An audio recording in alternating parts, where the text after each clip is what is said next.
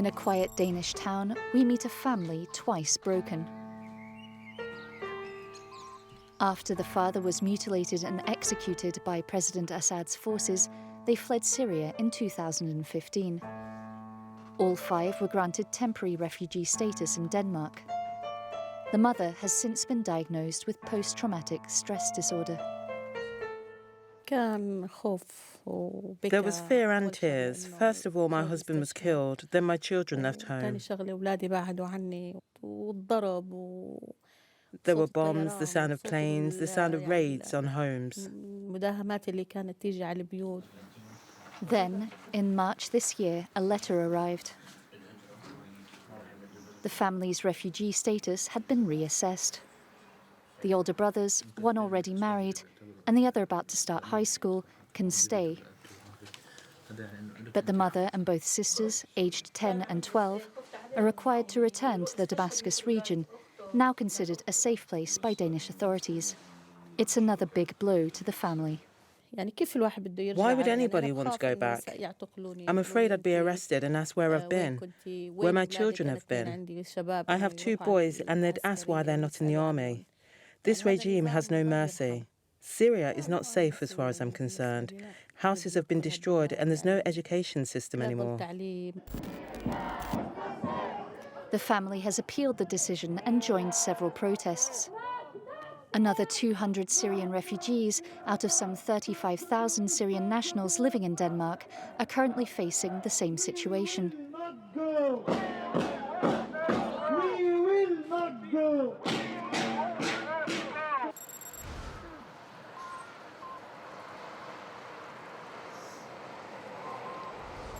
When the first revocation letters arrived, a sit-in protest in front of the parliament started.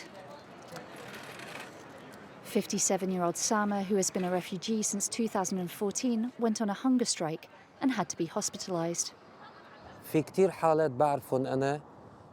I know many people who are afraid that the Danish government will send them back to Syria, and they left for other European countries.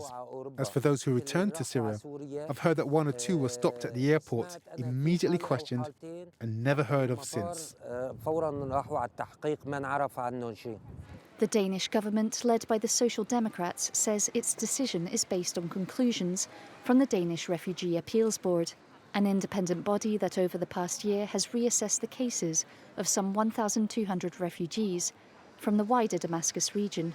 The Minister for Immigration and Integration declined to meet us. He sent us this quote instead. Denmark has been open and honest from day one. We have made it clear to the Syrian refugees that their residence permit is temporary and that the permit can be revoked if the need for protection ceases to exist. The approach of the Danish government is to provide protection to those in need of it. But when the conditions in their home country have improved, former refugees should return to the home country and re-establish their life there. We contacted the Danish People's Party, the 3rd largest group in Parliament. The party does not believe in multiculturalism and says that Denmark is not a nation of immigration by tradition. Although technically part of the opposition, they support the government's approach. It's not a political decision, it's a juridical decision, so that you can argue why you should still have to stay in Denmark maybe for a year or whatever more. So this is not really a political question, rather it's a juridical one. Activists, they think and they say that there are only 2 European Union countries that consider Damascus area to be a safe place for refugees. One is Denmark, another one is Hungary. Are you too tough, or are the other 25 European Union countries too naive? But it makes no sense to, with all respect, to put it up like that, because it all depends on the individual cases. You can easily have 2 different Syrians, among which one can safely return to Damascus and the other person cannot. Danish authorities say assessments are made using a wide collection of reports from different sources. Here at Amnesty International Denmark, they view things differently. A senior advisor tells us that the bombings around Damascus may have stopped, but the lives of returning refugees are still at risk. We know that people returning to Syria, they will be stopped at these security clearances where security forces are stopping them, interrogating them, and we know that the same Syrian forces have been behind gross human rights violations. For instance? Yes, for instance, mistreatment, torture in prisons, and people where they are disappearing. I mean, where security forces are taking them to places and nobody ever hear from them again, and they're being detained, and yes, so it's we also know that people are being executed. So it is a very unsafe situation in Syria still. What choice do the refugees have? At the University of Copenhagen, we meet a professor on migration and refugee laws. EU lawmakers have criticised this revocation policy, but Denmark is not bound by the common European asylum rules. However, lacking diplomatic ties with Syria, Denmark cannot legally deport refugees whose status has been revoked. The professor tells us that their potential return must be on a voluntary basis.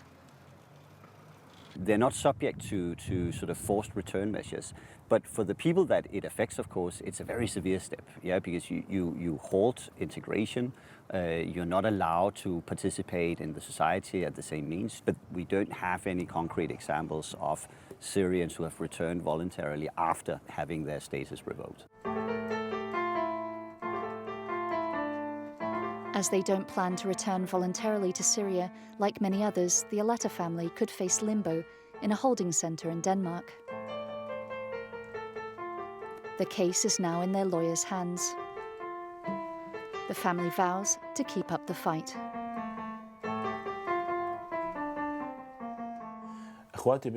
My sisters are like my children. My little sister is like my daughter, and sometimes she calls me dad. I won't let them go back to Syria. The decision to send them back to Syria is completely unbearable, whatever the circumstances. Even if they had to go to a deportation camp, it would be much easier to bear. It would be much easier on me than to see them sent back to Syria.